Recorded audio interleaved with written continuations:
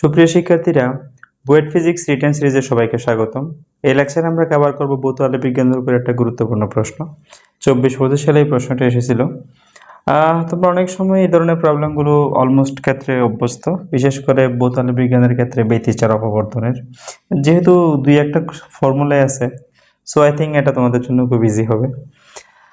দেখো, এখানে ব্যতিচার এবং অপবর্তনের ক্ষেত্রে সেম ফর্মুলা অ্যাপ্লাই হয়। মনে রাখবা, ব্যতিচারের ক্ষেত্রে যেটা উজ্জ্বল, অপবর্তনের জন্য সেটা অনুজ্জ্বল হবে, আর কোনো বিষয় না।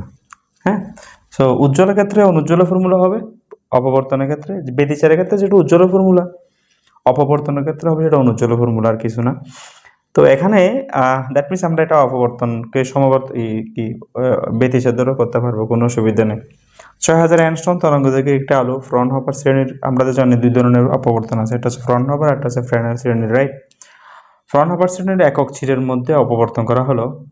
পর্দার দূরত্ব 1.5 মিটার এবং কেন্দ্রীয় চরম হতে প্রথম অবম 0.55 মিলিমিটার দূরে হলে প্রথম ছিদ্রের প্রস্থ নির্ণয় করে। একটা ছিদ্র আছে, মনে করি একটা ছিদ্র, এটা হচ্ছে কেন্দ্রীয় চরম। কেন্দ্রীয় চরম থেকে এখানে আলো আসতেছে মনে করো, তাহলে আমরা কেন্দ্রীয় চরম থেকে, এটা মনে করি কেন্দ্রীয় চরম হচ্ছে এটা। সো কেন্দ্রীয় চরম থেকে এনতম উজ্জ্বল বা এনতম অনুজ্জ্বল, আমরা যে কথাটা বলি কেন্দ্রীয় চরম থেকে XN, রাইট? এটা চির থেকে পর্দার দূরত্ব, এটা হচ্ছে চিরের প্রস্থ, ঠিক আছে? তো আমরা এনতম, মনে রাখবা ব্যতিচারের জন্য যেটা এনতম উজ্জ্বল টোরার যেটা আমাদের দূরত্ব XN হচ্ছে কত, n lambda d by a। এটা হচ্ছে এনতম উজ্জ্বল ডোরার ক্ষেত্রে। এনতম উজ্জ্বল ডোরা সেটা হলো অবশ্যই কিসের জন্য? ব্যতিচারের জন্য। বাট অপবর্তনের জন্য হবে এটা এনতম অবম। তাই না, এই ফর্মুলাটা তোমাদের জন্য একটু ইউজ টু মনে হইতে পারে। তোমরা বেশিরভাগ ক্ষেত্রে এই ফর্মুলা দিয়ে তোমরা তেমন একটা ম্যাথ করো নাই। হ্যাঁ করছো, এইটা দিয়ে তোমরা ম্যাথ করেছো। কখন করেছো? এনতম উজ্জ্বল ডোরা ব্যতিচারের জন্য।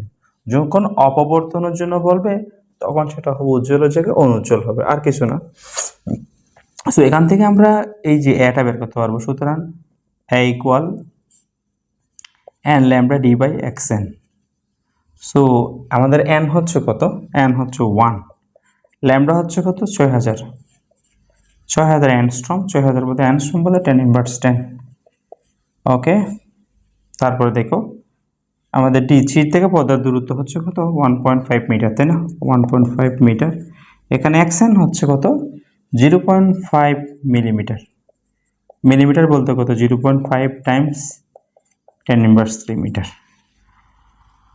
ওকে, n ল্যামডা d হচ্ছে চির থেকে পর্দার দূরত্ব 1.5 বাই xn হচ্ছে 0.5 টাইমস 10 ইনভার্স 3। সো ক্যালকুলেশন করলে যেটা আছে সেটা হচ্ছে এরকম, 6000 Times 10 inverse 10 Times 1.5 divided by 0.5 times 10 inverse 3. Okay, so ENG mode নিয়ে গেলে এটা আসবে 1.8 টাইমস 10 টু দি মাইনাস 3, এত মিটার হবে।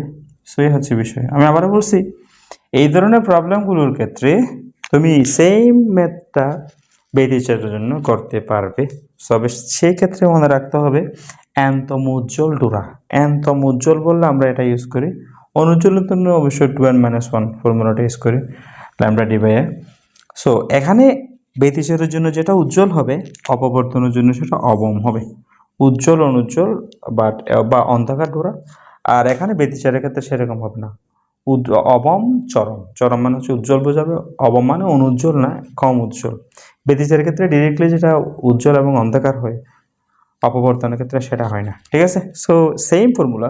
আমি আবারও বলছি, এই ধরনের ম্যাথ তোমরা ইজি অনেকবার করেছো, কিন্তু ফর্মুলা অপবর্তনের জন্য এটা ইউজ হবে। আই থিঙ্ক এই ধরনের ম্যাথ তোমরা খুব কমই করেছো, ঠিক আছে? সো আশা করি পারবা। ইজি কমপ্লেক্স আর কি প্রবলেম, ঠিক আছে? ধন্যবাদ সবাইকে।